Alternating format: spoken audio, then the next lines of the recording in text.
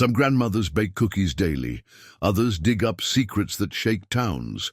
When retired librarian Evelyn James returns to her hometown to care for granddaughter Zora, she expects peaceful days with stories. But every night, Zora's rescue dog, Duke, breaks free and runs to the old bridge, howling below. The bridge, once a town symbol, now feels heavy with shadows.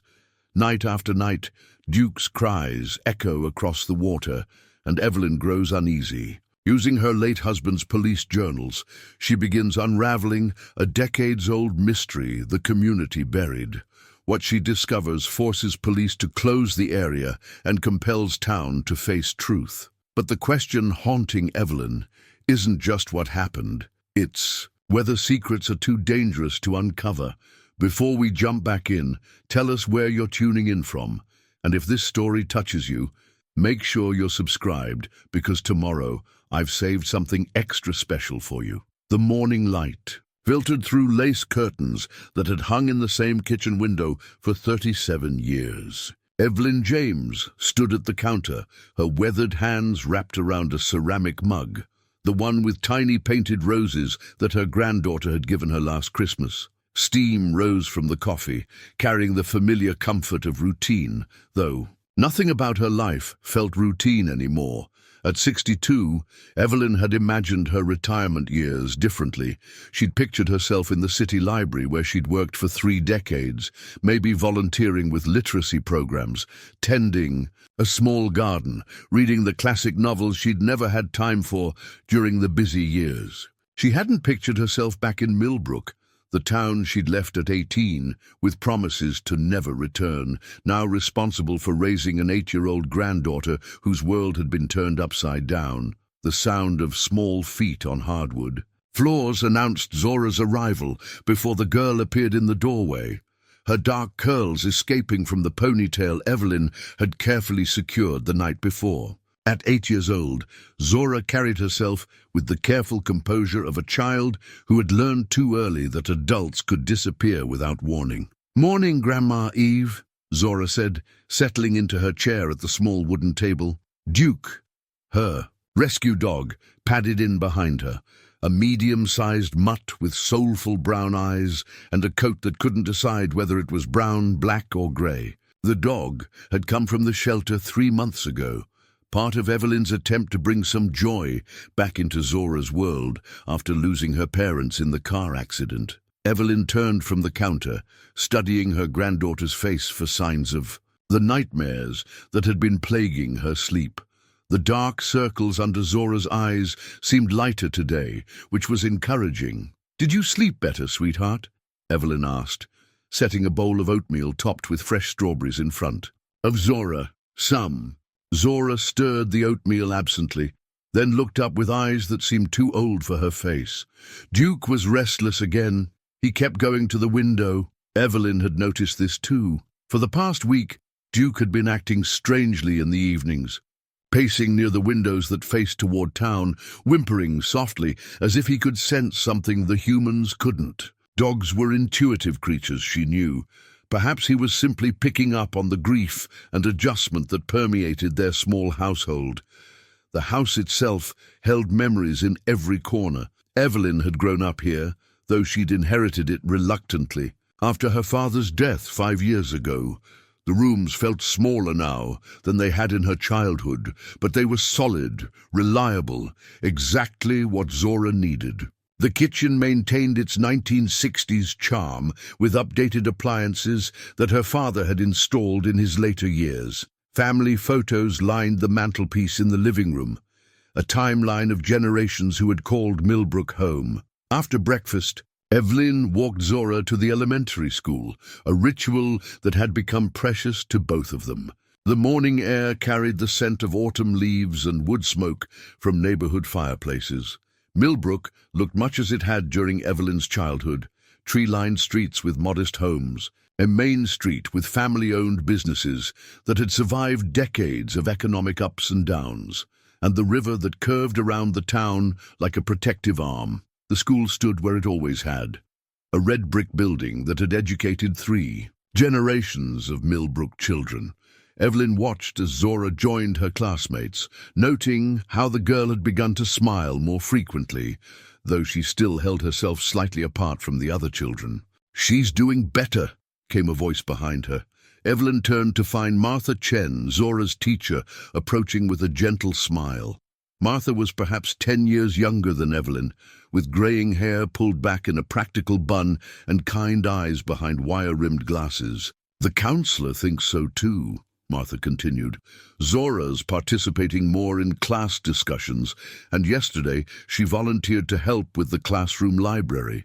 I think having you here is making all the difference." "I hope so." Evelyn adjusted her purse strap, a nervous habit she'd developed since taking on the responsibility of raising Zora.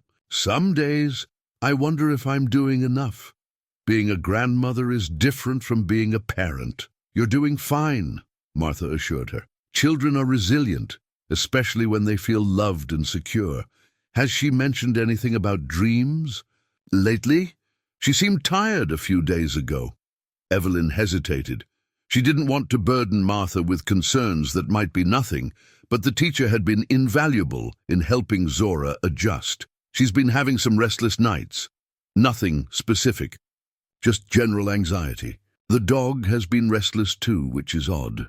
Animals pick up on our emotions," Martha said. "Duke probably senses the adjustment you're all going through. Give it time." As Evelyn walked home through downtown Millbrook, she found herself noticing details she'd forgotten from her youth. The old stone bridge that crossed the river at the edge of town still stood sturdy and graceful, its arches reflecting in the water. She remembered walking across that bridge countless times as a teenager, sometimes with friends, sometimes alone when she needed to think. It had always been a place of peace, a spot where the town's troubles seemed to fade into the gentle sound of flowing water.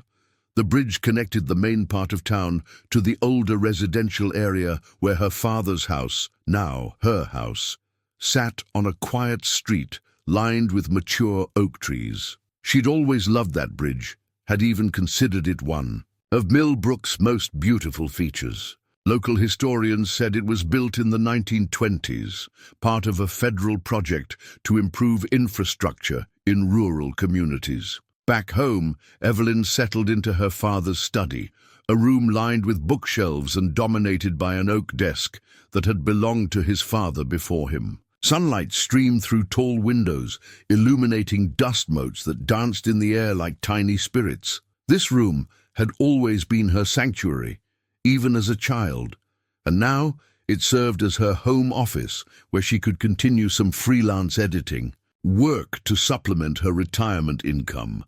She opened her laptop and tried to focus on the manuscript she was reviewing, a local history about farming communities in the region.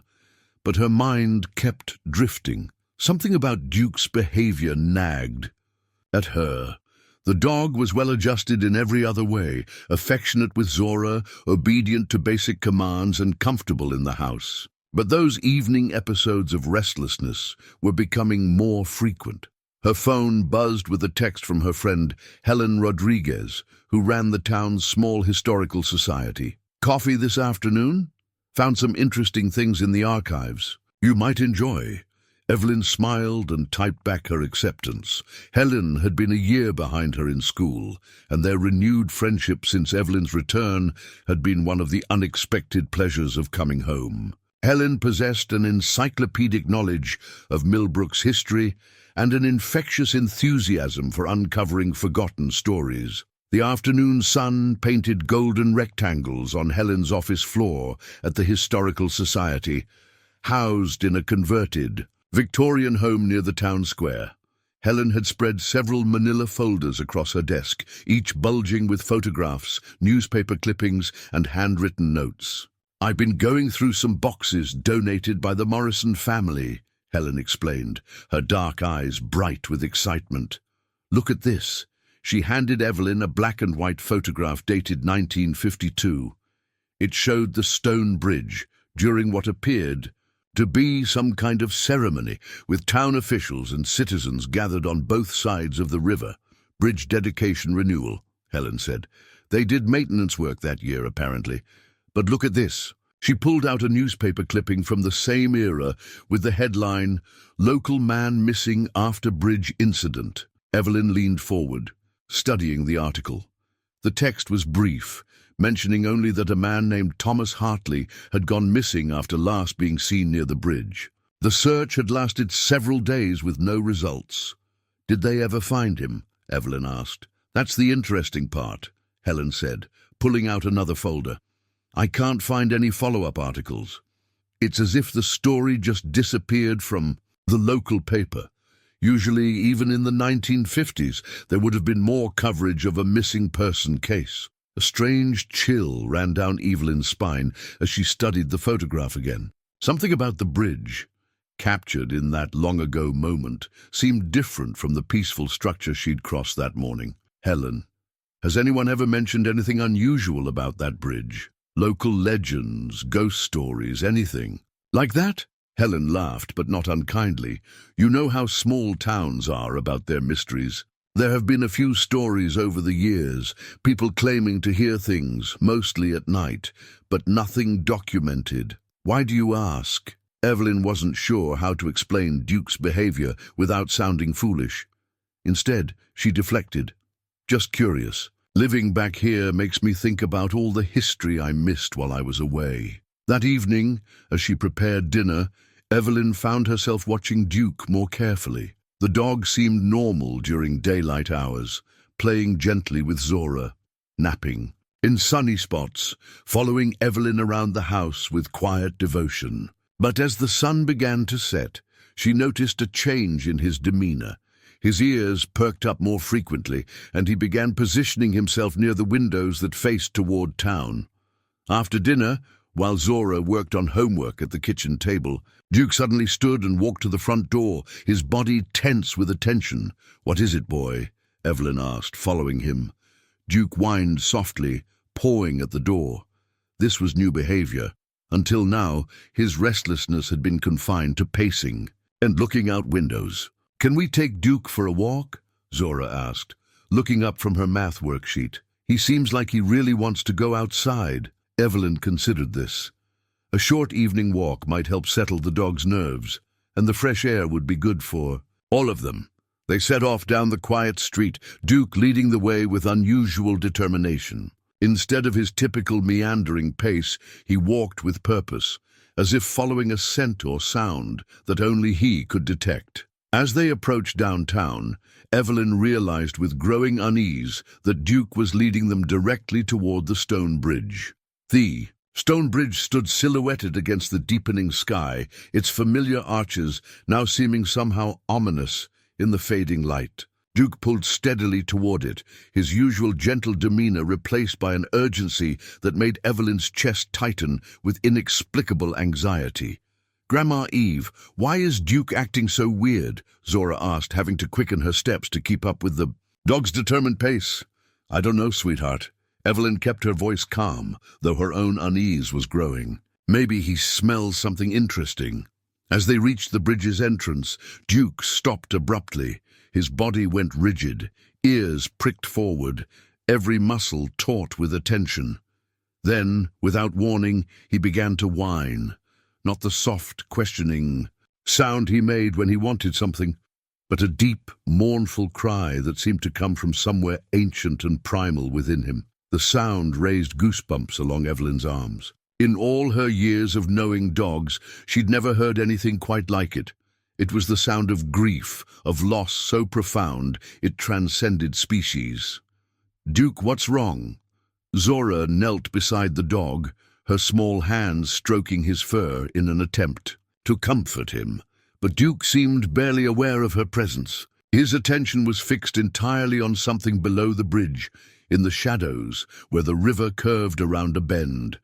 Evelyn followed his gaze, peering over the stone railing. The water ran dark and quiet here, deeper than in other parts of the river. Overhanging willows created pockets of shadow that shifted and moved with the evening breeze. She could see nothing unusual, but Duke's distress was growing more intense. The dog suddenly broke free from Zora's gentle hold and began pawing at the base of the bridge's stone railing. His claws scraped against the old masonry. and Evelyn heard a small sound, something shifting, something loose. "Be careful, Duke," she called, but the dog was beyond hearing. His pawing had loosened something from between the stones, and it fell with a soft splash into the water below. "What was that?" Zora asked, pressing close to Evelyn's side. Before Evelyn could answer, Duke threw back his head and howled. The sound echoed off the water and the surrounding trees, a wild, heartbroken cry that seemed to carry decades of sorrow. It was a kind of sound that made people stop what they were doing and look toward its source, the kind of sound that spoke of things better left undisturbed. "We should go home," Evelyn said quickly, her grandmother's instincts overriding her curiosity. Something was wrong here, something that went beyond a dog's strange behavior. The bridge, which had always been a place of peace in her memory, now felt heavy with a presence she couldn't name. But Duke refused to move. He continued his mournful howling, pacing back and forth along the bridge's railing, as if searching for something he'd lost. Other dogs in the neighborhood began to answer his calls, their distant barks creating an eerie chorus in the evening air. "Duke, come on," Zora pleaded, tugging gently on his collar. "Let's go home. I'll give you a treat." The promise of food, which would normally have gotten Duke's immediate attention, had no effect.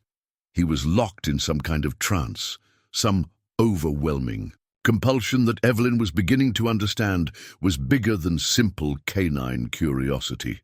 A car drove across the bridge, slowing as the driver noticed the unusual scene. Through the windshield, Evelyn could see Mrs. Patterson from the grocery store, her face creased with concern.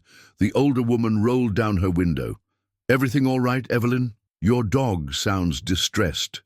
"He's just being a little strange." "Tonight," Evelyn called back, trying to sound more confident than she felt. "We'll head home soon." Mrs. Patterson nodded, but didn't drive away immediately. She sat in her idling car, watching as Duke continued his desperate search along the bridge's edge. Finally she drove on, but not before giving Evelyn a look that suggested she thought something more serious might be happening. As the minutes passed, Duke's behavior became more frantic. He began digging at the base of the stone pillars, his paws scratching at earth and small stones with increasing desperation. Dirt and debris scattered, some of it falling into the water, below with soft plashing sounds. "Grandma, I'm scared," Zora whispered, and Evelyn realized that her own anxiety had communicated itself to the child. "It's okay, sweetheart. Duke is just having a difficult evening. Sometimes animals get upset about things we can't understand." But even as she spoke the reassuring words, Evelyn felt a chill that had nothing to do with the cooling air. Duke's behavior was beyond anything in her experience, and the bridge itself seemed to be responding to his presence. Small stones continued to work loose from the ancient mortar, falling into the dark water below. The sound of the river, usually so peaceful, now seemed to carry whispers and sighs. Then Duke found something. His digging had loosened a section of earth near the bridge's foundation, and something metallic glinted in the fading light. The dog carefully extracted it with his teeth, a tarnished brass button, green with age and corrosion. Evelyn stared at the object in Duke's mouth, her mind racing. It was clearly old, possibly decades old, and it had been buried in the earth, at the base of the bridge. Her thoughts went immediately to Helen's story about the missing man from 1952, Thomas Hartley, last seen near this very spot. Duke carried the button to her feet and dropped it, then returned to his mournful howling. But now his cries seemed different, more focused, as if he was trying to communicate something specific. "What is it, boy?" Evelyn knelt and picked up the button, feeling its weight in her palm. The metal was cold, far colder than it should have been after sitting in the earth. Engraved on its surface was a partial design, what looked like part of a uniform insignia. The implications began to sink in. If this button belonged to Thomas Hartley, and if it had been buried here for over 70 years, then Duke had somehow led them to evidence of what might have been a crime scene. But how could Duke know? He was a rescue dog, probably not even born in this area. There was no logical explanation for his behavior, no reason he should be drawn to this particular spot at this particular time. Zora tugged at Evelyn's sleeve. "Grandma, look," she pointed, toward the water below the bridge. In the growing darkness, something was moving beneath the surface, not the natural movement of current or fish, but something that seemed deliberately purposeful. Ripples spread in concentric circles, as if something large had disturbed the riverbed. Duke's howling reached a crescendo, then stopped abruptly. In the sudden silence, Evelyn could hear her own heartbeat, could feel Zora's small hand gripping her arm tightly. "We're going home," Evelyn said firmly. "Right now."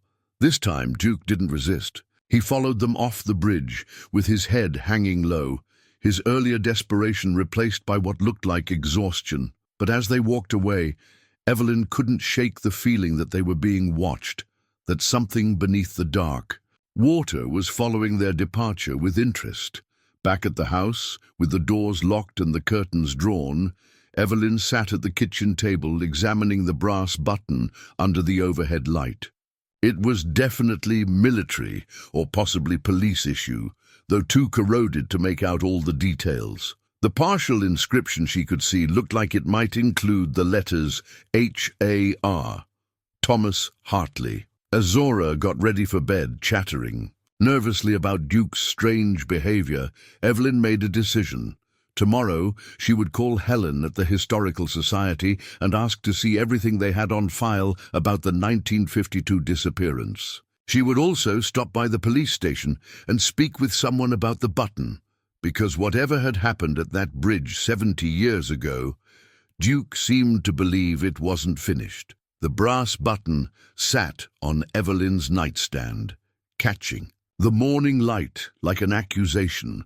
She'd barely slept, her mind churning through possibilities and explanations, none of which felt adequate to explain what they'd experienced at the bridge. Duke had settled into restless sleep at the foot of Zora's bed, whimpering occasionally through dreams that seemed troubled. Over breakfast, Zora was unusually quiet, stirring her cereal absently while stealing glances at Duke, who lay curled in the corner with an air of dejection that seemed almost human in its complexity. "Is Duke sick, Grandma Eve?" Zora finally asked, her voice small with worry. "I don't think so, sweetheart. Sometimes animals know things we don't understand. Remember how cats can sense earthquakes before they happen? Dogs have their own special ways of perceiving the world." It was a gentle explanation that seemed to satisfy Zora, but Evelyn knew it was inadequate. Duke's behavior went beyond animal intuition into territory that challenged her rational, librarian-trained mind. After walking Zora to school, Evelyn drove directly to the Millbrook Police Department, a small brick building that shared space with the town hall. She'd called ahead and been told that Chief Morrison, son of the Morrison family whose archives Helen had been sorting, would be available to speak with her. Chief Jack Morrison was perhaps 45, with graying temples, and the kind of steady presence that suggested competence without arrogance. His office was spartanly furnished but comfortable, with commendations and community photos covering one wall. "Mrs. James," he said, rising to shake her hand, "I heard you'd moved back to town. I'm sorry about the circumstances that brought you here, but it's good to have you home." "Thank you, Chief Morrison, I appreciate that." Evelyn settled into the chair across from his desk and withdrew the button from her purse. "I wanted to show you something that my granddaughter's dog found yesterday evening." She placed the button on his desk and explained the previous night's events, being careful to stick to observable facts rather than her growing suspicions. Chief Morrison listened without interruption, occasionally making notes on a pad. "Near the old stone bridge, you said?" He picked up the button, examining it under his desk lamp. "This looks like it could be quite old. I've been wondering if it might be connected to a missing person case from 1952. A man named Thomas Hartley." Chief Morrison's expression shifted slightly, a subtle tightening around his eyes. "Where did you hear about that case?" Helen Rodriguez at the Historical Society mentioned it yesterday. She found some old newspaper clippings about it while going through donated archives. I see. Chief Morrison set the button down carefully. Mrs. James, I appreciate you bringing this to our attention. We'll certainly look into it. Can I keep this button for now? I'd like to have it examined more thoroughly. There was something in his tone, polite but distant, that suggested the conversation was ending more quickly than Evelyn had expected. Of course, but Chief Morrison, is there anything more you can tell me about the Hartley case? My dog's behavior was so unusual, and finding that button in that exact spot— I understand your curiosity, he interrupted gently, but I'd caution against reading too much into coincidence. Dogs are attracted to buried objects all the time. As for the case you mentioned, I'd have to look into our old records to give you any reliable information. Evelyn left the police station with the distinct impression that Chief Morrison knew more than he was sharing. His reaction to Thomas Hartley's name had been too immediate, too carefully controlled, for someone hearing about a 70-year-old case for the first time. At the Historical Society, Helen was more forthcoming but equally puzzling. I've been thinking about our conversation yesterday, Helen said, pulling out the same folders. After you left, I kept digging through these boxes, and I found something odd. She showed Evelyn several newspaper clippings from the months following. Thomas Hartley's disappearance. Each was brief, almost perfunctory, mentioning only that the search was ongoing, or that no new leads had been developed. Look at the bylines, Helen said, pointing to the reporter credits. All these articles were written by different people. Usually, a local reporter would follow a story like this from beginning to end.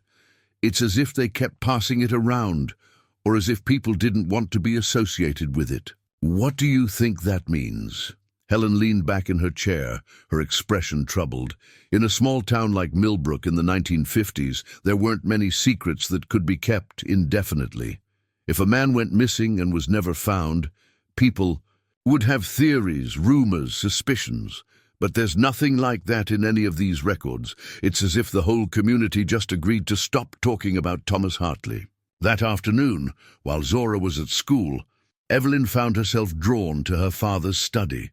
She'd been avoiding a thorough exploration of his papers since moving back, partly from grief and partly from the overwhelming nature of sorting through a lifetime of documents. But now she had a specific purpose.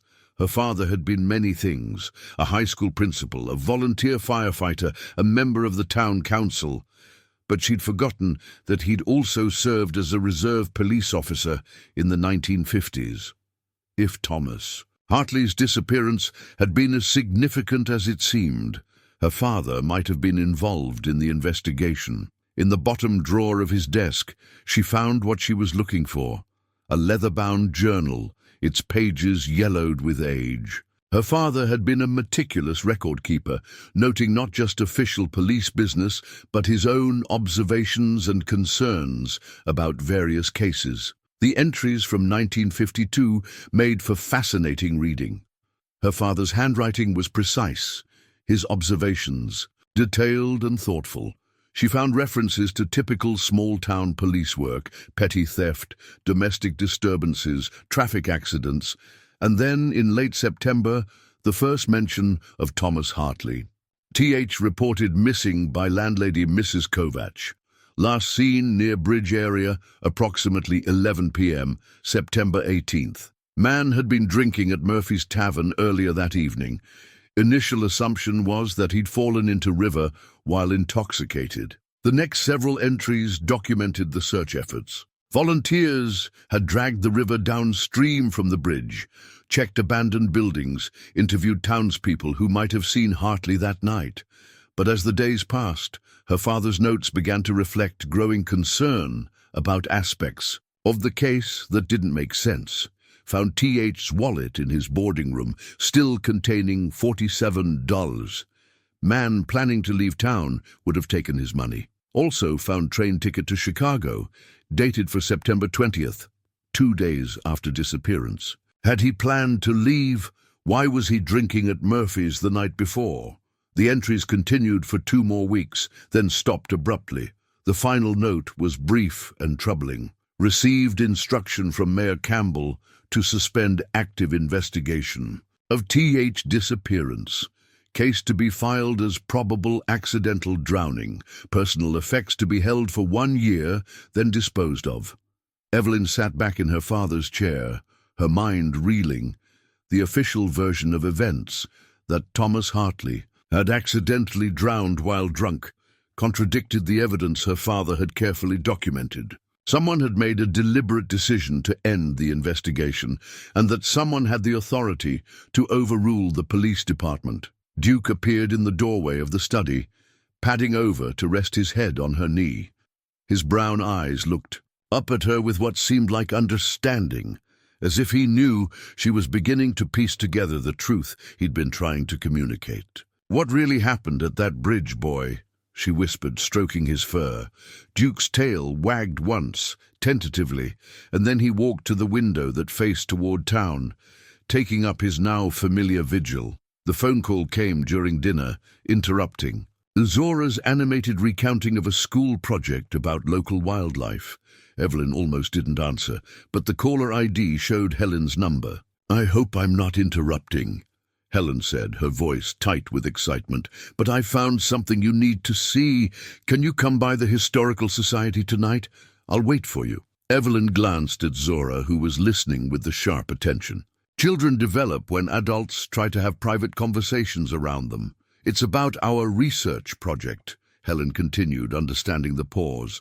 "I think we may have found something significant." An hour later, after arranging for Mrs. Patterson next door to keep an eye on Zora and Duke, Evelyn found Helen waiting at the Historical Society with a single manila envelope on the desk between them. This was wedged behind one of the file drawers, Helen explained, opening the envelope with careful fingers. "I think it's been there for decades, maybe forgotten on purpose." Inside was a black and white photograph professionally taken, showing a young man in what appeared to be a police uniform. He was handsome in the way of men from that era, with carefully combed dark hair and serious eyes. On the back, in faded ink, someone had written, "Thomas Hartley, Reserve Officer, 1952. Evelyn stared at the photograph, her father's journal entries taking on new meaning. He was a police officer. Reserve officer, according to this. But here's the interesting part. Helen pulled out a folded piece of paper that had been in the envelope with the photograph. "This looks like a letter, but it's incomplete, just fragments." The paper was yellowed and brittle, with several lines of text in a woman's handwriting. "Cannot continue to remain silent about what happened that night. Thomas was investigating something that made certain people in this town very nervous. He told me he had evidence of..." The letter broke off there, the rest either torn away or lost to time. "Evidence of what?" Evelyn murmured, turning the fragment over in her hands. "That's what we need to find out. But look at this." Helen pointed to the bottom of the page, where a signature had been partially preserved. "Ella Kovac." "Mrs. Kovac was his landlady," Evelyn said, remembering her father's journal. "She's the one who reported him missing." Helen nodded grimly. If she was writing about something Thomas was investigating, something that made people nervous, then his disappearance might not have been accidental at all. The weight of implication settled over them both. They were no longer dealing with a simple missing person case from the 1950s, but potentially something much darker. "Helen, we need to be careful with this. If someone made Thomas Hartley disappear because of what he knew, and if that someone is still alive, or if their family is still in town..." "I know." Helen's voice was quiet. "I've been thinking the same thing. But Evelyn, what if we're the only ones who can finally give him justice? What if your dog somehow knew, somehow led you to the truth that's been buried for 70 years? They sat in silence for a moment, contemplating the enormity of what they might be uncovering. Finally, Evelyn spoke. "I need to show you something." She told Helen about her father's journal, reading aloud the entries about Thomas Hartley's disappearance. "And the sudden order to cease the investigation. Mayor Campbell," Helen repeated thoughtfully. "That would be Robert Campbell. His son David is still on the town council, and his grandson runs the bank. The Campbell family had been influential in Millbrook for generations, Evelyn remembered. They'd owned businesses, served in government, been pillars of the community for as long as anyone could remember. Helen, we need to think about this carefully. If we're right, if Thomas Hartley was murdered because he was investigating something involving the Campbell family, then we're talking about a cover-up that's lasted 7 decades, which would explain why Chief Morrison seemed so uncomfortable when you mentioned the case, Helen pointed out. His family has been connected to law enforcement here for generations. They would have known about the official version of events, might even have been part of maintaining the silence. As they locked up the Historical Society and prepared to leave, Helen caught Evelyn's arm. "What are you going to do?" Evelyn looked toward the bridge, barely visible in the darkness, but somehow seeming to draw her attention like a magnet. "I'm going to keep reading my father's journals. There might be more information, something that explains what Thomas was investigating. And I'm going to pay attention to Duke. He's been trying to tell us something from the beginning." At home, Zora was already asleep, and Mrs. Patterson reported that Duke had spent the evening lying by the window, occasionally whining softly, but otherwise calm. "That's a sensitive dog you have," Mrs. Patterson said as she gathered her sweater and purse. "Animals know things, you know. My grandmother always said dogs could see spirits." After Mrs. Patterson left, Evelyn checked on Zora, then settled back into her father's study with his journal. Duke joined her, lying at her feet with a watchfulness that felt protective. She read deeper into 1952, looking for any mention of investigations or concerns that might have involved Thomas Hartley. Her father had been thorough in his record-keeping, noting not just official police matters, but community concerns, unusual incidents, and his own observations about town politics. In November 1952, 2 months after Thomas Hartley's disappearance, she found a series of entries that made her pulse quicken. Unusual activity at Campbell construction site near river. Workers reporting strange smells, disturbed ground. Campbell claims it's routine foundation work for new warehouse, but timing seems odd for construction project. Site is less than half-mile from bridge where TH was last seen. The next entry was even more revealing. Spoke with Jim Murphy, Murphy's Tavern, about TH's activities night of disappearance. Murphy recalls TH asking questions about Campbell construction, seemed agitated about something he'd discovered. Murphy thought TH had been drinking, but on reflection believes TH was nervous, not intoxicated. Evelyn's hands trembled slightly as she read the final relevant entry. Found surveyor's notes in TH's boarding room effects before disposal. Notes indicate discrepancies in Campbell Construction's reported use of town land near river. Appears TH was investigating possible corruption in land use permits. Mayor Campbell personally supervised disposal of TH's belongings, highly unusual for elected official to involve himself in routine police matters. Duke suddenly lifted his head, alert and tense. From somewhere in the distance, barely audible, came the sound of car engines, multiple vehicles moving slowly through the quiet streets. Evelyn turned off the study lights and moved to the window, peering through the curtains. 2 cars were parked across the street, their occupants visible only as dark silhouettes. As she watched, one of the figures raised what looked like binoculars to his eyes, pointing them directly at her house. Her blood ran cold. Someone was watching them. Evelyn kept the house lights off and waited by the window for 20 minutes before the cars finally drove away. Duke remained alert beside her, his body tense with protective instinct. When the street returned to its normal, quiet emptiness, she drew the curtains closed and sat heavily in her father's chair, her mind racing. Someone knew what they were investigating. Someone was watching. The next morning brought a veneer of normalcy that felt almost surreal after the previous night's surveillance. Zora chattered about a field trip to the county museum while Evelyn packed her lunch, both of them maintaining the comfortable routine that had become their anchor in an uncertain world. Duke, however, remained subdued. He followed Evelyn closely through the morning activities, staying within arm's reach in a way that suggested he sensed danger even in daylight. At the school drop-off, Martha Chen approached with a concerned expression. "Evelyn, I hope you don't mind me asking, but is everything all right? Zora seemed a little anxious yesterday, and she mentioned that Duke has been acting strangely." Evelyn chose her words carefully. "We're adjusting to some changes in routine. Duke has been restless lately, probably picking up on our stress levels." Martha nodded understanding.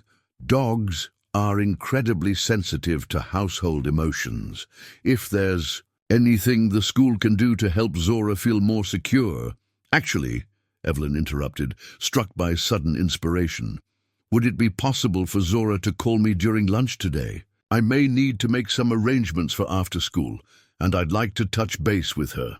"Of course, we encourage family communication." Back home, Evelyn called Helen and arranged to meet at the library, neutral territory where their conversation was less likely to attract attention. Then she spent an hour carefully going through her father's study, looking for hiding places she might have missed. Behind a loose board in the desk's back panel, she found what she was looking for. The envelope was unmarked, sealed, and contained items her father had clearly kept separate from his official journals. Inside were photographs, not the formal documentation she'd expected, but candid shots that looked like they'd been taken in secret. The first showed the Campbell construction site her father had mentioned in his journal, but from a distance and angle that suggested the photographer had been concealed. Workers were visible moving large objects, though the resolution was too poor to make out details. The second photograph made her breath catch. It showed Thomas Hartley and her father together, both in uniform, standing beside what looked like surveying equipment near the river. On the back, her father had written, "Th and me, September 15, 1952, 3 days before." Her father had known Thomas Hartley personally. They'd worked together on whatever investigation had cost Thomas his life. The third photograph was the most disturbing. It showed a section of riverbank that had clearly been disturbed. Earth moved, vegetation torn up, the kind of excavation that suggested something had been buried or removed. The date stamp indicated it was taken in October 1952, weeks after Thomas's disappearance. At the bottom of the envelope was a handwritten note in her father's careful script. "For Evelyn, if something happens to me and the truth needs telling." The Hartley investigation never ended. It just went underground. Check the old survey maps in the basement of the Historical Society. Look for discrepancies in land ownership records 1950, 1955. Trust no one in official positions. The corruption goes too deep. Duke will know when it's time. Evelyn stared at the last line. Duke will know when it's time. Her father had written this note decades ago, long before Duke existed. Yet somehow he'd known that a dog would be instrumental in uncovering the truth. The implications were staggering. Her father hadn't just been a witness to Thomas Hartley's investigation. He'd been a co-investigator, and he'd kept the case alive secretly for the rest of his life. At the library, Helen was waiting in a corner study room with a stack of books that served as camouflage for their real purpose. "You look shaken," Helen observed as Evelyn sat down. "Someone was watching my house last night, and I found more evidence that this case is far more dangerous than we realized." She showed Helen the photographs and her father's note, watching. Her friend's eyes widened as the full scope of the cover-up became clear. "Your father was investigating this case for decades," Helen whispered. "That means he believed Thomas Hartley was murdered, and he believed the murderer was never brought to justice. It also means," Evelyn said grimly, "that I may have inherited more than just his house. I may have inherited his enemies." They spent the next hour developing a plan. Helen would use her access to the Historical Society to locate the survey maps mentioned in Evelyn's father's note. Evelyn would research the Campbell family's business dealings from the 1950s, looking for patterns that might explain what Thomas Hartley had discovered. But first, they needed to ensure their safety and the safety of those they cared about. Helen, I think we should consider bringing Chief Morrison into this. Yes, his family might be connected to the cover-up, but he's also the only law enforcement we have. And if we're in real danger, I've been thinking about that too, Helen admitted. But what if approaching him makes things worse? What if it tips off the wrong people? As if summoned by their conversation, Evelyn's phone buzzed with a text from an unknown number. "Stop digging or you'll join Hartley." They stared at the message, its threat unmistakable. "We need help," Evelyn said. "Professional help." "I know someone," Helen said slowly. "My cousin Maria works for the State Attorney General's office. She specializes in cold cases and corruption investigations. If we can get evidence to her, how quickly can you reach her?" "Today. But Evelyn, if we do this, there's no going. Back will be accusing some of the most powerful families in this town of covering up a murder for 70 years. Evelyn thought about Zora, about the life they were trying to build together, about the peaceful retirement she'd planned. Then she thought about Thomas Hartley, a young man who'd died trying to uncover corruption, and about her father, who'd spent the rest of his life seeking justice that never came. "My father wrote that Duke would know when it's time," she said. "Finally. Last night, Duke protected me from whoever was watching the house. This morning, he won't leave my side. I think the time is now." As they prepared to leave the library, Helen caught sight of something through the window that made her freeze. "Don't turn around," she said quietly. "But there's a man in a dark suit standing by the Historical Society. He's been there since we arrived, and he's watching this building." Evelyn's pulse quickened. "Are there other exits?" "Back door through the children's section." "But Evelyn, if they're watching both buildings, they know we're working together." The game, as her father might have said, was now fully in motion. They left through the library's back exit, moving quickly but trying to appear casual. Helen led them through a series of side streets that avoided the main thoroughfares, her knowledge of the town's layout proving invaluable. They ended up at her house, a modest bungalow on the opposite side of town from Evelyn's neighborhood. "We should be safe here for now," Helen said, drawing the curtains and checking the locks on her doors. "I'm going to call Maria." While Helen made the call, Evelyn sat at the kitchen table and tried to process the rapid escalation of their situation. Yesterday, they'd been curious about an old mystery. Today, they were being threatened and surveilled by people who apparently had the resources to monitor multiple locations simultaneously. The question that troubled her most was how whoever was behind this had learned about their investigation so quickly. Chief Morrison was the obvious suspect. He'd known about the button, about their interest in the Hartley case. But something about his manner the previous day had suggested discomfort, rather than malicious intent. "Maria can meet us tomorrow," Helen said, returning to the kitchen.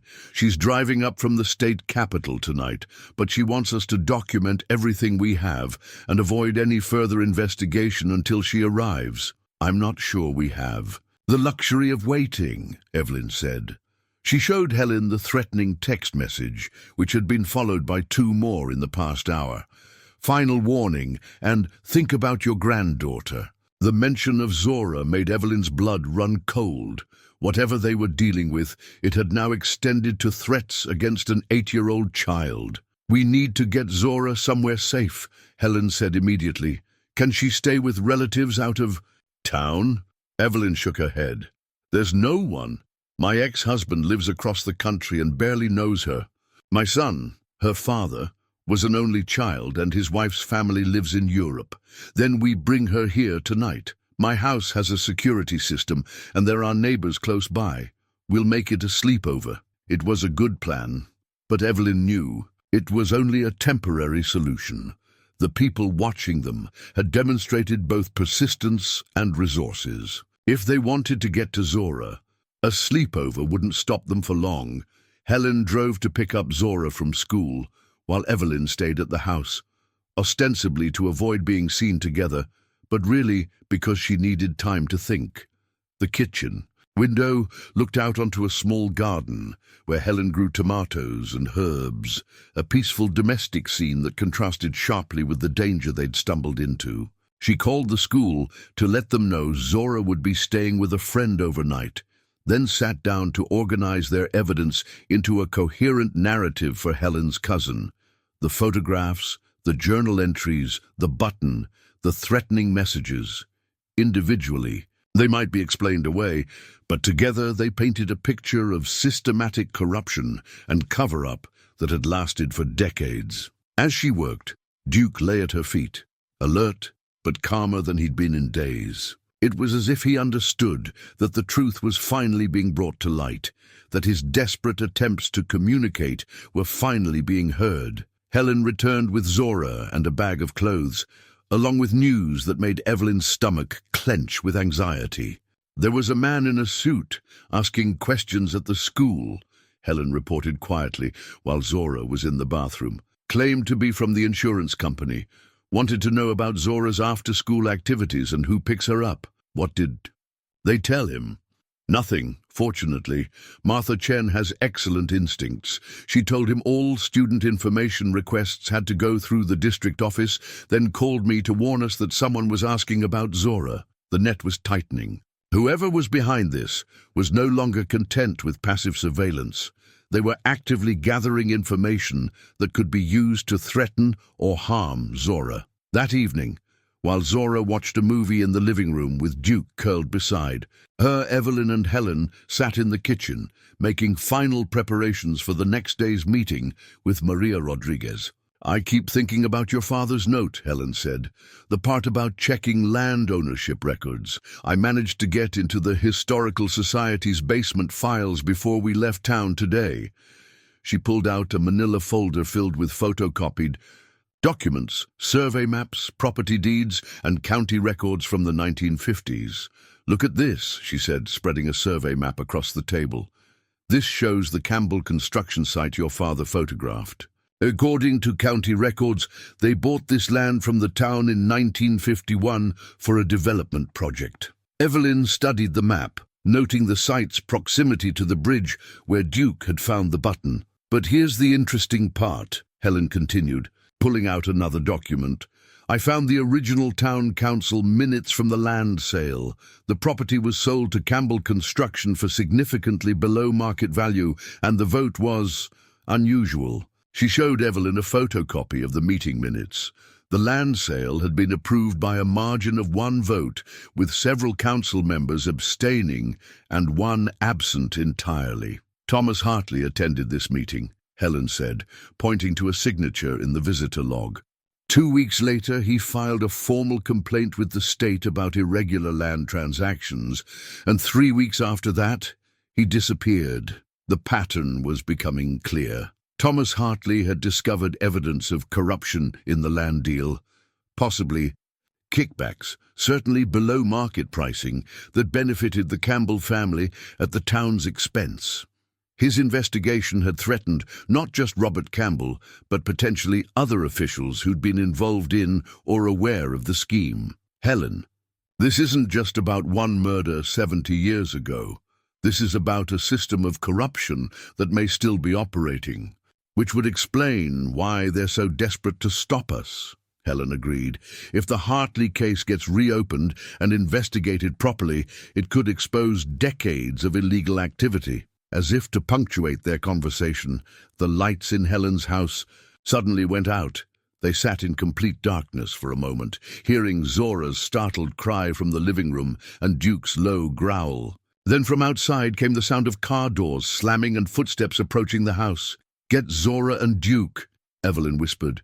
"Back door." But as they moved through the darkened house, flashlight beams appeared at every window. They were surrounded. Helen's security system began beeping. Someone was testing the doors and windows, probing for weaknesses.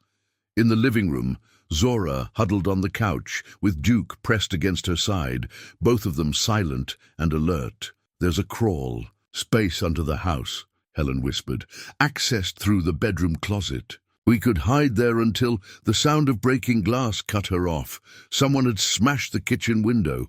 This is private property, Helen called out, trying to keep her voice steady. I'm calling the police, a voice answered from outside, cold and professional. We are the police, ma'am. We have a warrant to search these premises. But when Evelyn peered through the curtains, the figures surrounding the house wore no uniforms, displayed no badges. They moved with military precision, but they were definitely not local law enforcement. Duke's growl deepened, and he positioned himself between the intruders and Zora, his protective instincts fully engaged. They were trapped. The sound of gunshots shattered the night air, not aimed at the house, but fired into the sky in rapid succession. The flashlight beams wavering outside Helen's windows suddenly swung away from the building toward the street, where new voices could be heard shouting. Commands! Everyone on the ground! Police! Real police! Through the broken kitchen window, Evelyn could see the figures who had been surrounding the house dropping their weapons and raising their hands. Actual police cars, identifiable by their flashing. Lights and official markings had arrived in force. Stay where you are, came a familiar voice over a bullhorn. Mrs. James, Mrs. Rodriguez, this is Chief Morrison.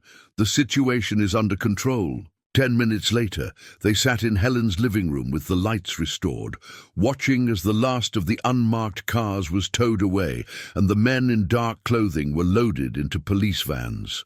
Chief Morrison stood in the doorway, his usually composed demeanor showing signs of strain. I owe you both an explanation, he said, accepting Helen's offer of coffee and settling into the chair across from them.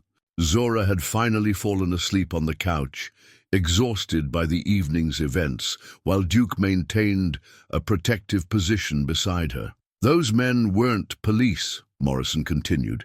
They were private security, employed by Campbell Enterprises, which, as you've probably figured out, is the modern incarnation of the construction company that was involved in the Hartley case. How did you know we were in danger? Evelyn asked. Morrison reached into his jacket and pulled out a manila envelope, worn with age and sealed with evidence tape that had been recently broken. Because I've been investigating this case myself. For the past 5 years, he said, ever since I found this hidden in my grandfather's papers after he died. He opened the envelope and spread its contents on Helen's coffee table. Inside were documents that made their previous discoveries look like preliminary research. Official police reports that had never been filed, photographs taken during the original investigation, and a detailed map showing multiple burial sites near the river. My grandfather was chief of police in 1952, Morrison explained. He was the one who officially closed the Hartley investigation, but not for the reasons recorded in the public files. Evelyn studied the documents, her understanding of the case shifting fundamentally. He was protecting evidence, she said slowly. Exactly. When Mayor Campbell ordered the investigation suspended, my grandfather realized that the corruption went deeper than anyone suspected. Campbell wasn't just stealing from the town, he was part of a network that included state officials, federal, bureaucrats, and organized crime figures who were using small towns like Millbrook to launder money and dispose of inconvenient evidence. Morrison pointed to one of the photographs, which showed what appeared to be a clandestine meeting between several men in suits beside the river. Thomas Hartley stumbled onto something much bigger than a simple land fraud. He discovered that the Campbell construction site was being used as a disposal ground for evidence from multiple criminal operations. Bodies, documents, money, anything that needed to disappear permanently. Bodies, Helen repeated, her voice barely a whisper. At least 7 that we know of, buried on that site between 1950 and 1955. Thomas Hartley was number 8. The magnitude of what they'd uncovered began to sink in. This wasn't just a local corruption case. It was a criminal conspiracy that had operated for decades, possibly still operating. Chief Morrison, Evelyn said, if you've known about this for 5 years, why haven't you... Because until recently, I didn't have enough evidence to act safely, he interrupted. The Campbell family still has connections at the state level, still has the resources to make people disappear. I needed irrefutable proof before I could move against them. He pulled out another document, this one more recent. A forensic report dated just 2 weeks earlier. The brass button your dog found was the key. It provided enough physical evidence to justify a court order for ground-penetrating radar at the old Campbell construction site.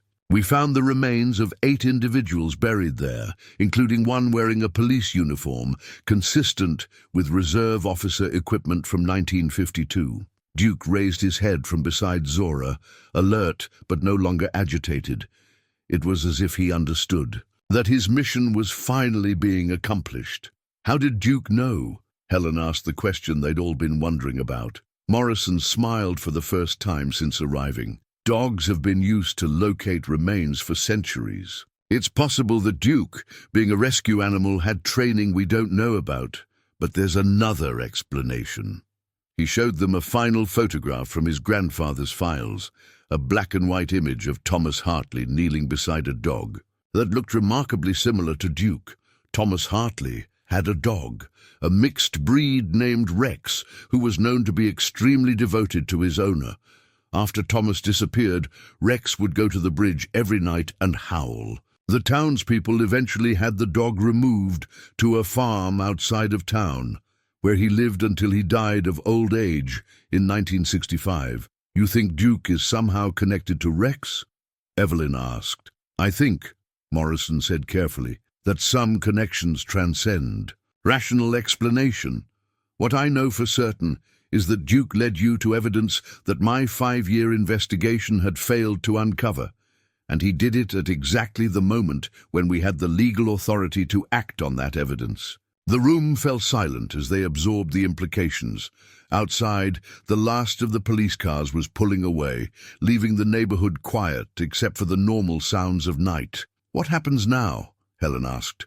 Now we finish what Thomas Hartley started, Morrison said. The FBI is taking over the case as of tomorrow morning. The evidence we've gathered, combined with what you two discovered, is enough to bring down not just the Campbell family, but potentially dozens of other individuals who've been part of this network for decades. Are we safe? Evelyn asked, thinking of Zora sleeping peacefully on the couch. You are now.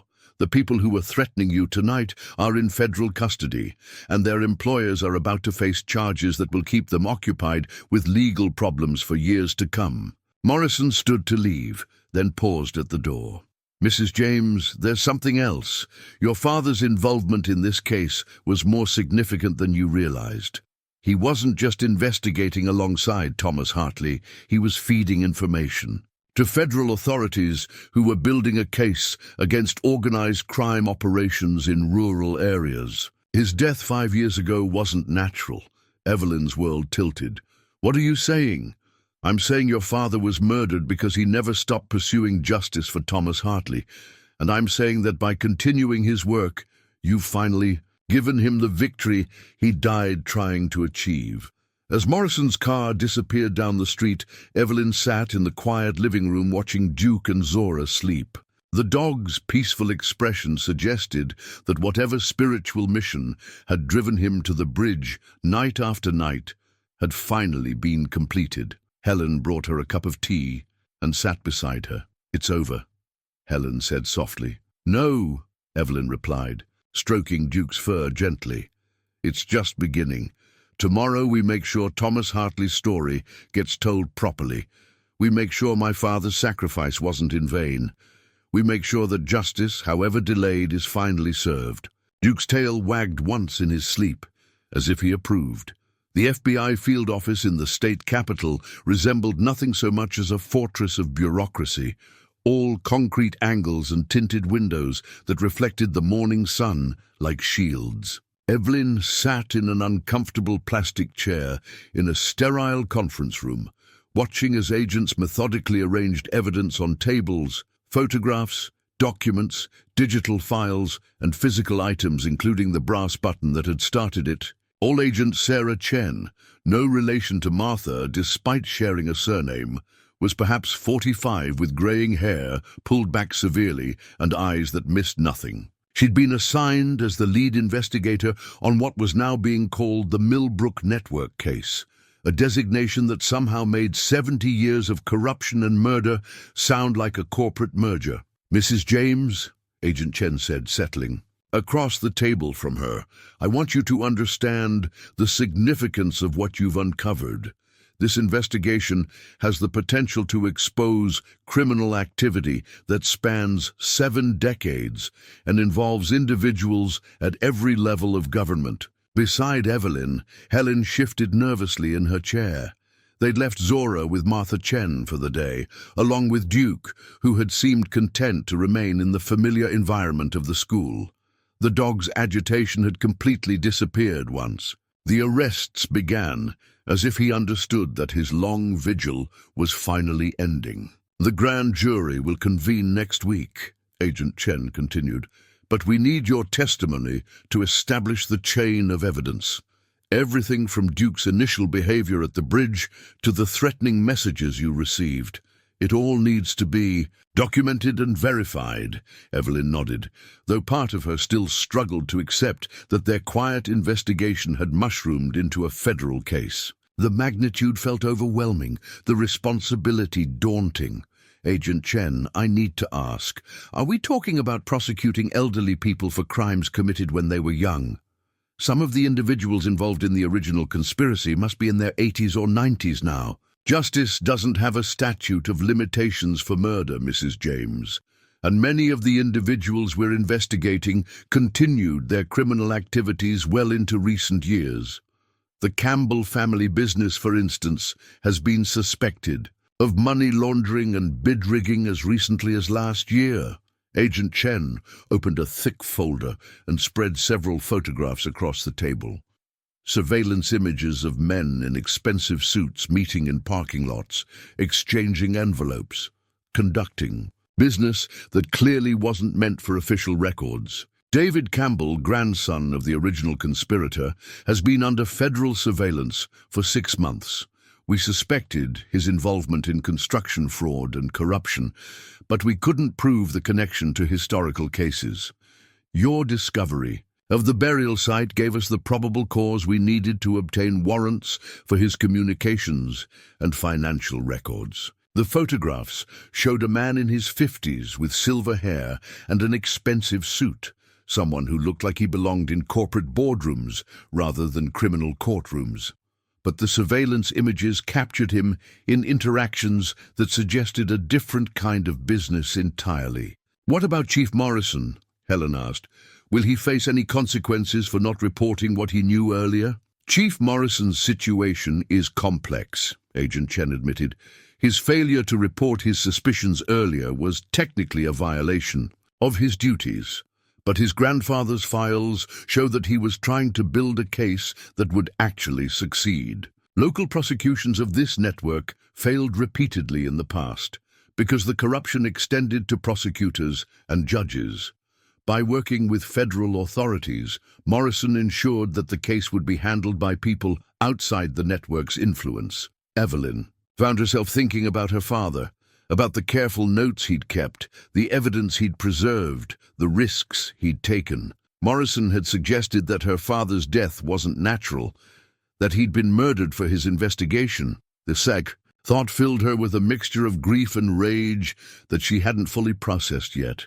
"Agent Chen, Chief Morrison mentioned that my father's death may not have been accidental. Can you tell me more about that?" The agent's expression became carefully neutral, the kind of professional mask that suggested sensitive information. "Your father had been in contact with federal authorities on and off for decades, providing information about suspicious activities in Millbrook. In the months before his death, he'd reported increased activity at sites connected to the old Campbell construction areas. He believed someone was moving evidence, possibly preparing to eliminate the burial sites entirely." Agent Chen pulled out another file, this one marked with Evelyn's father's name.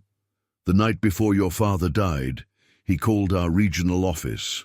and left a message saying he had physical evidence that would conclusively prove the Hartley murder and identify all the co-conspirators. He was scheduled to meet with agents the following week. And then he had a heart attack, Evelyn said quietly. Your father's medical records show traces of a drug that can induce cardiac arrest in individuals with existing heart conditions. The amount was small enough that it wouldn't have been detected without specific testing, which wasn't performed because his death appeared natural. The room fell silent as the implications sank in. Her father had been murdered, just as Thomas. Hartley had been murdered for the same reason, because he was about to expose a criminal network that had operated with impunity for generations. The evidence your father mentioned, Helen said, was it ever found? That's where your investigation became crucial, Agent Chen replied. We believe your father had hidden the evidence somewhere it would eventually be discovered by someone who could be trusted to act on it. Someone like his daughter, for instance. Agent Chen pulled out an evidence bag containing a small brass key, tarnished with age. This was found in your father's effects, but not with his other keys. We believe it opens something he wanted you to find.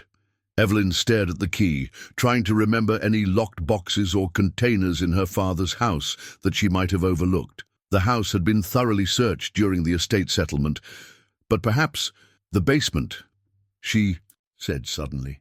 There's an old filing cabinet in the basement that I assumed was empty.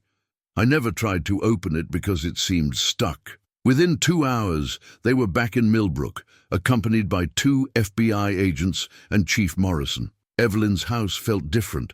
Now, not quite her sanctuary anymore, but not exactly a crime scene either. It was a place where truth was being excavated, layer by careful layer. The basement was cramped and musty, filled with the accumulated detritus of decades, holiday decorations, broken furniture, boxes of books that no one would ever read again. In the corner stood a metal filing cabinet that Evelyn had dismissed as junk.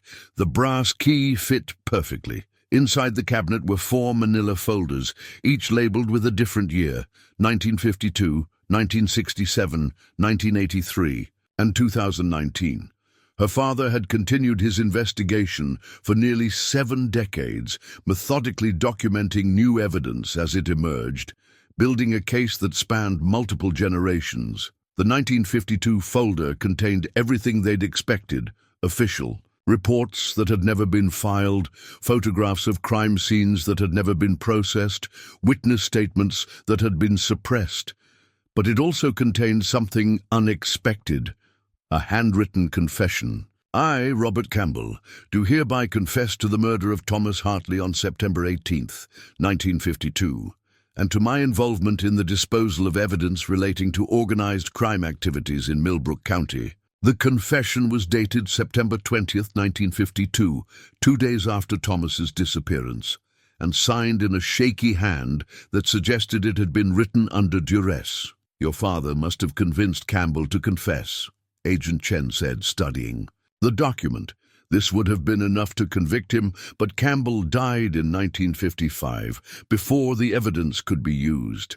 The later folders documented the continuation of criminal activities under Campbell's son and grandson, each generation adapting to new opportunities and technologies, but maintaining the same basic structure of corruption and violence. The 2019 folder was the most disturbing. It contained recent photographs of the original burial site, showing evidence that someone had been digging there, possibly moving remains to prevent discovery. It also contained copies of threatening letters her father had received, letters that made it clear his life was in danger. The final item in the 2019 folder was a sealed envelope marked "For Evelyn," to be opened only if I die before justice is served. Inside was a single sheet of paper with her father's handwriting. My dear daughter, if you're reading this, then I have failed to live long enough to see Thomas Hartley's killers brought to justice. But I have faith that you will succeed where I could not. The dog will guide you. Trust what he knows. The truth is buried with the dead, but the living still have the power to speak for them. Make them listen. Love, Dad. Evelyn folded the letter carefully, her eyes filled with tears that had been building for years. Her father had died believing that justice was possible, that the truth could still prevail, that she would carry on his work. Looking around the basement at the assembled law enforcement officers, at the evidence that would finally convict Thomas Hartley's killers, she realized that her father's faith had been justified. Tomorrow, the grand jury would hear their testimony. The arrests would begin, the trials would commence, and the network that had operated in shadow for 70 years would finally face the light. Duke appeared at the top of the basement stairs, with Zora behind him. The dog looked down at the assembled group with what could only be described as satisfaction, his tail wagging slowly. His vigil was ending. Justice, at long last, was beginning. The federal courthouse in the state capital buzzed with activity that Tuesday morning, reporters crowding the steps, federal marshals checking credentials, and a steady stream of witnesses, lawyers, and officials flowing through the metal detectors. Evelyn sat in the witness waiting room, her hands folded in her lap, watching through the window as news vans positioned their satellite dishes for optimal coverage. The biggest corruption case in state history, one reporter was saying to his camera.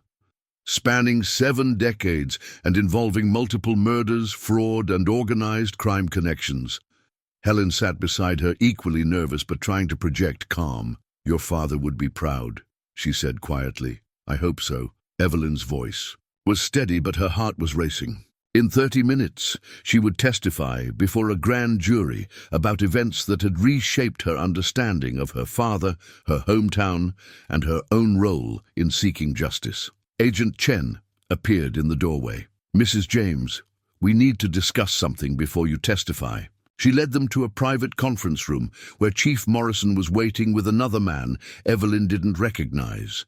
Elderly, perhaps 80, with white hair and intelligent eyes behind wire-rimmed glasses. "This is Dr. William Hartley," Agent Chen said, "Thomas Hartley's younger brother." Evelyn stared at the old man, her mind racing. Thomas Hartley had a brother still alive who had been living with the knowledge of his sibling's murder for 70 years. "Dr. Hartley has been following this case since the beginning," Morrison explained. "He's the one who first contacted federal authorities in the 1970s, trying to get the case reopened." Dr. Hartley's voice was soft but clear when he spoke. "I never stopped believing that Thomas was murdered. Everyone said he'd drowned accidentally, but I knew my brother. He was a strong swimmer, not a heavy drinker, and he was too careful to fall off that bridge." He reached into a worn leather briefcase and pulled out a manila envelope. "I've been waiting 70 years to give this to someone who could act on it. Thomas gave me these papers the day before he disappeared, told me to keep them safe in case something happened to him." Inside the envelope were photocopied documents, financial records, meeting notes, and correspondence that detailed the full scope of the Campbell Network's activities. But the most significant item was an audio recording. Preserved on an old reel-to-reel tape, Thomas wore a wire to his final meeting with Robert Campbell, Dr. Hartley explained. He suspected he was walking into danger, but he wanted to get Campbell's confession on record. Agent Chen set up a portable tape player, its mechanical sounds filling the small conference room as the reel began to turn. The audio quality was poor, crackling with age, but the voices were clear enough to understand. Thomas Hartley's voice. "I know about the bodies, Robert. I know about the money you've been laundering through the construction projects." Robert Campbell's voice tense with anger. "You don't know anything, boy, and you're going to forget whatever you think you know." "I can't do that. Too many people have died to protect your operation. One more won't make much difference." The recording continued for several more minutes, Campbell's voice becoming increasingly threatening as Thomas refused to back down. The final exchange was chilling. "Campbell, you're making a mistake, Hartley. Last chance to walk away." "Thomas, the only mistake was trusting that someone in authority would do the right thing. I'm taking this evidence to the FBI myself." "Campbell, no, son, you're not." The recording ended with sounds of a struggle, then silence. Dr. Hartley's eyes were filled with tears as the tape stopped. Thomas knew he probably wouldn't survive that meeting, but he went anyway because he believed in justice. He believed that someone someday would use that recording to make things right. Evelyn found her own eyes wet. The young man on that recording had possessed the same determination that had driven her father's decades-long investigation, the same commitment to truth that had ultimately cost both men their lives. "Dr. Hartley," she said, "why didn't you come forward with this recording before now?" "I tried," he said simply. "In 1952, the local police said it wasn't admissible evidence. In the 1960s, the State Attorney General's office said the case was closed. In the 1970s, the FBI said they couldn't verify the authenticity of such an old recording. Each time, I was told that bringing up these old allegations would only cause pain to the families involved. But now it's different," Agent Chen said.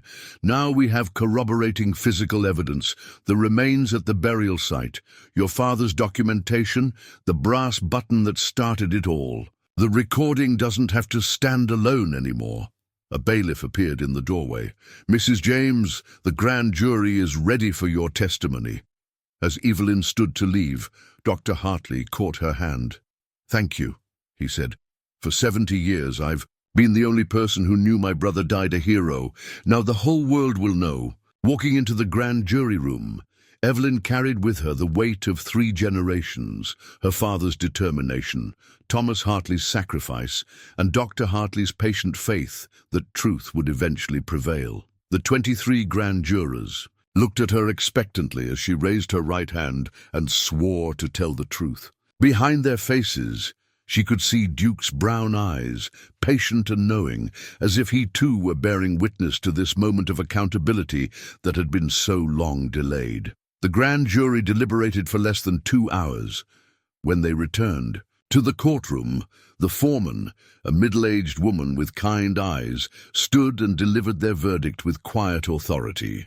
"On the matter of the Millbrook Network conspiracy, we find sufficient evidence to support federal charges against 17 individuals for murder, racketeering, corruption, and obstruction of justice spanning the period from 1950 to the present." The courtroom erupted in a controlled chaos of reporters, lawyers, and federal agents. Evelyn sat in the gallery, feeling a strange mixture of relief and exhaustion wash over her. Beside her, Helen squeezed her hand while Dr. Hartley wiped tears. From his eyes, "It's really over," Helen whispered. But even as she said it, Evelyn knew that in some ways it was just beginning. The indictments would lead to arrests, the arrests to trials, the trials to a reckoning that Millbrook, and she herself, would need years to fully process. Agent Chen approached them as the courtroom began to empty. "The arrests begin tomorrow morning," she said. "David Campbell and 6 associates will be taken into custody at dawn. The others will follow as we locate them." "What about the community?" Evelyn asked. "Millbrook is a small town. This is going to devastate a lot of families." "That's the difficult part of justice," Agent Chen replied. "Sometimes the truth hurts innocent people, but the alternative, allowing corruption to continue, hurts even more people over the long term." That evening, back in Millbrook, Evelyn sat in her father's study with Duke at her feet, reading through the local newspaper's coverage of the case. The headline read, "Federal Grand Jury Indicts 17 in Historic Corruption Case," but the article itself struggled to capture the human dimension of what had unfolded. The phone had been ringing all day, reporters requesting interviews, neighbors calling to express support or confusion, old friends from her years in the city reaching out after seeing the national news coverage. She'd let most calls go to voicemail, needing time to process her own emotions before helping others understand what had happened. Zora appeared in the doorway, ready for bed, but clearly troubled by the day's events. "Grandma Eve, why are people calling you a hero? I thought heroes were people who saved people from fires or stopped bad guys from robbing banks." Evelyn patted her lap, and Zora climbed up, settling against her with the trusting weight of childhood. Sometimes, sweetheart, being a hero means telling the truth when it's difficult to tell. It means standing up for people who can't stand up for themselves anymore. Like the man who died at the bridge, exactly like him. Thomas Hartley tried to stop bad people from hurting his community, but he died before he could finish the job. Duke helped us finish it for him. As if understanding that he was being discussed, Duke raised his head and looked at them with what could only be described as contentment. His restless energy had completely disappeared since the indictments were announced, replaced by a peaceful satisfaction that permeated the entire house. "Will Duke still be sad about the bridge?" Zora asked. "I don't think so.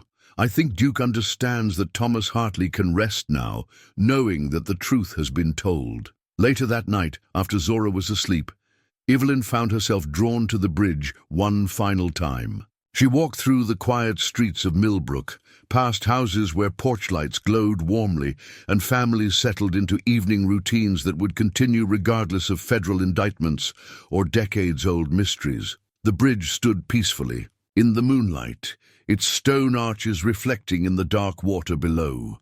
But the heaviness that had pervaded this place for so long seemed to have lifted. The shadows no longer felt ominous. The silence no longer felt oppressive.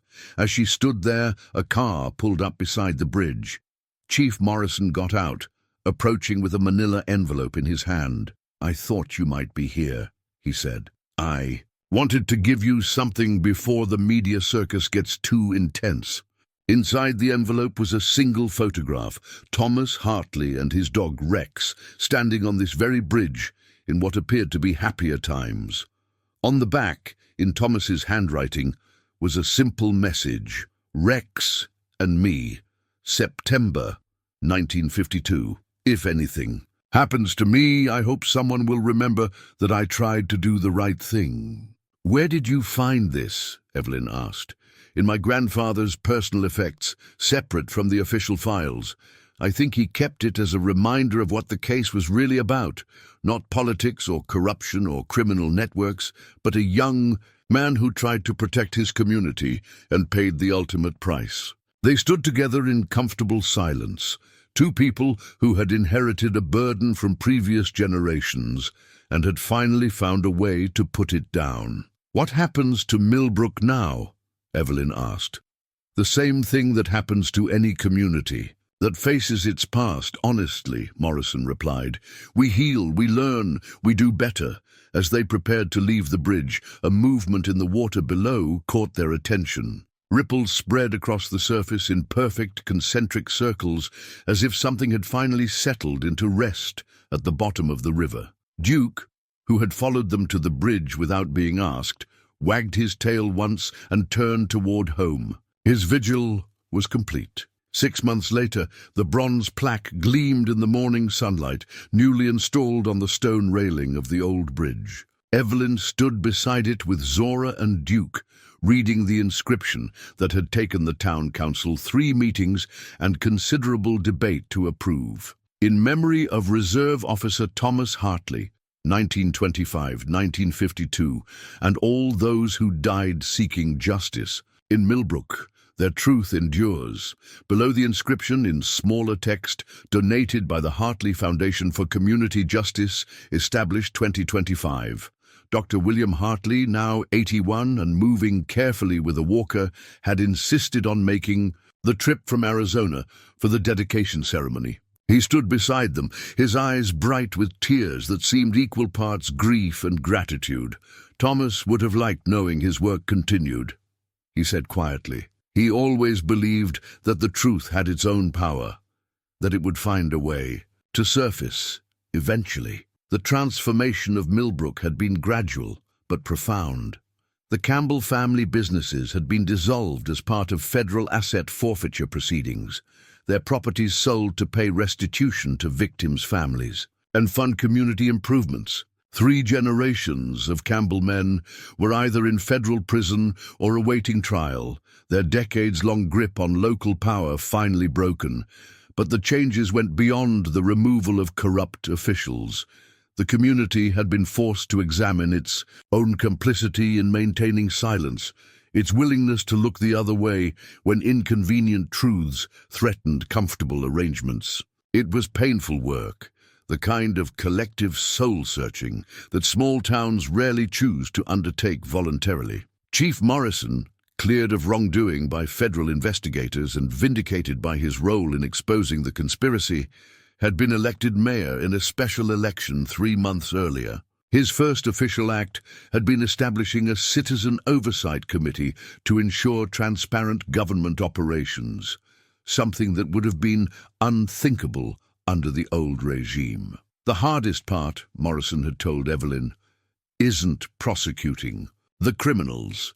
It's rebuilding trust in institutions that have been corrupted for so long that people forgot they were supposed to work honestly. Evelyn had been asked to serve on the Oversight Committee, a request she'd accepted with some trepidation.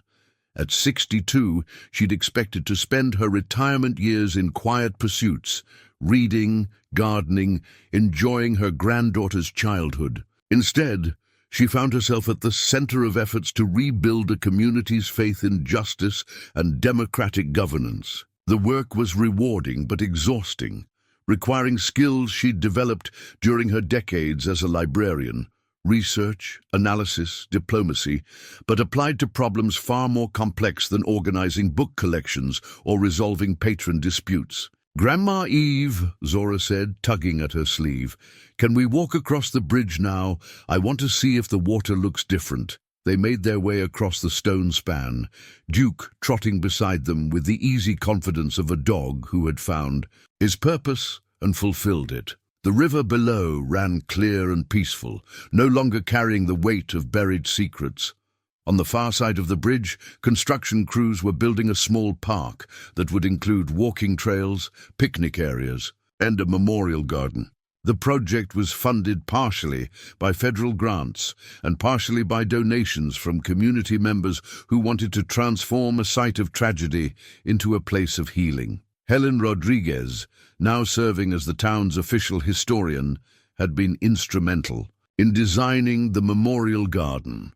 Her work, cataloguing the full scope of the Millbrook Network's activities, had resulted in a comprehensive historical record that scholars and law enforcement agencies would study for decades. 43 families evicted by the conspiracy, Helen had reported to the town council. 11 confirmed murders spanning 7 decades, plus countless instances of fraud, extortion, and corruption. We have an obligation to remember all of them, not just the ones whose cases made headlines. As they walked through the construction, a sight, Evelyn reflected on how much her own life had changed since Duke's first night howling at this bridge. She'd expected to return to Millbrook as a temporary caretaker, marking time while Zora adjusted to her new life. Instead, she'd found herself becoming a permanent resident, putting down roots she hadn't planned to grow. The house where her father had lived, where she'd grown up, felt truly like home now in a way it never had during her childhood. Perhaps because she finally understood the full weight of the legacy he'd left her, not just property and possessions, but a commitment to truth and justice that transcended individual lifetimes. Zora had adapted to their new circumstances with the resilience that children possess when they feel secure in their adults' love. She'd made friends at school, excelled in her classes, and developed a special bond with Duke that seemed to understand the dog's unique role in their family's story. Duke was like a detective, wasn't he? She'd said one evening while helping. Evelyn, prepare dinner. He solved the mystery that the grown-ups couldn't figure out. It was as good an explanation as any for the inexplicable connection between a rescue dog and a 70-year-old crime. Evelyn had stopped trying to rationalize Duke's behavior in purely logical terms, accepting instead that some truths revealed themselves through means that defied conventional explanation. Dr. Hartley joined them as they made their way back toward a town, moving slowly but determinedly across the bridge that had claimed his brother's life and ultimately revealed the truth about his death. Thomas was 27 when he died, Dr. Hartley said, pausing to rest against the stone railing.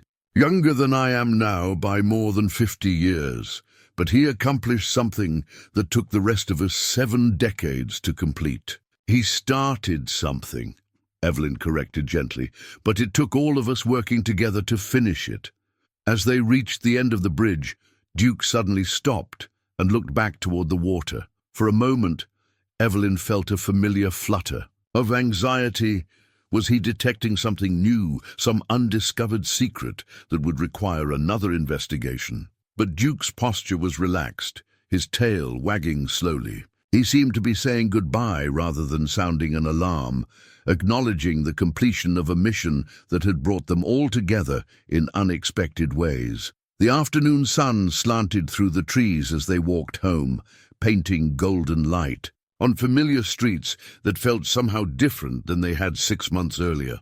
Not just because of the federal investigations, or the media attention, or the changes in local government, but because truth had a way of altering everything it touched, making the ordinary world seem both more fragile and more precious. That evening, as Evelyn tucked Zora into bed, the little girl asked the question that had been building all day. "Will we stay in Millbrook forever, Grandma Eve?" Evelyn considered the question carefully, looking around the bedroom, where her father had once slept as a child, where she herself had dreamed of leaving for bigger cities and more exciting adventures. "I think we'll stay as long as we're needed." "Here," she said finally, "and as long as this feels like home." "It feels like home to me," Zora said sleepily, "and to Duke too." From his position at the foot of Zora's bed, Duke wagged his tail in agreement, then settled into the peaceful sleep of a dog whose work was finally done. Outside the window, the lights of Millbrook glowed steadily in the darkness. A small town that had faced its demons and chosen to heal. A community that had learned the difference between keeping secrets and keeping faith.